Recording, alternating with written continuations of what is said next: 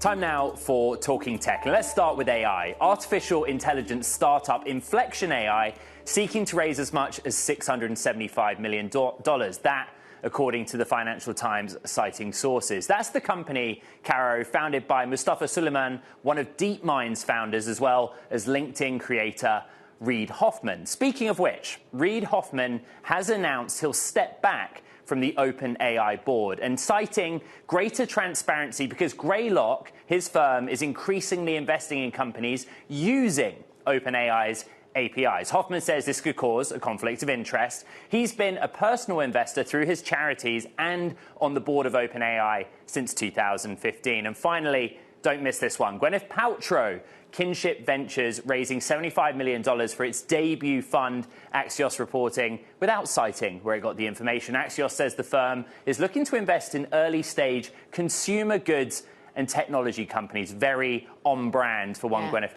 Paltrow, Caroline. And interesting that she's doing it in line with Moj Majara, we understand, as well. Now, Moj was coming from BeautyCon and really focusing on the beauty side of investment, but also, luckily, having interacted plenty with Moj in the previous times through women's networks, I know how focused she is on ensuring that women, that diverse leadership, and indeed people get a seat at the cap table, are able to invest in fast-growing companies. So this is an interesting area that, of course, herself, Gwyneth Paltrow, a business lady, Goop, no less, getting into VC too. And also, she moved on from acting to be an entrepreneur.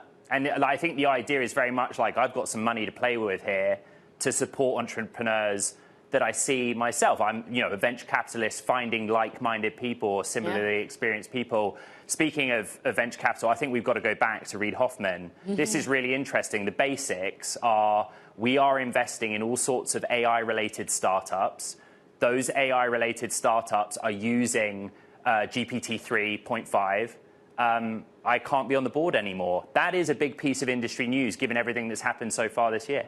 Yeah, I really think that we've been interviewing the likes of Neva, for example, which in some ways is a competitor to the likes of OpenAI by not only having a search engine that's built around these sort of large language models, but also being able to cite where the information is coming from. We've interviewed that CEO before, and that does have relationships with certain VCs, such as Greylock. So I think this is an interesting area that there's going to be a lot of investment being thrown into the AI space, and some will be competitors and some will be able to grow in tandem.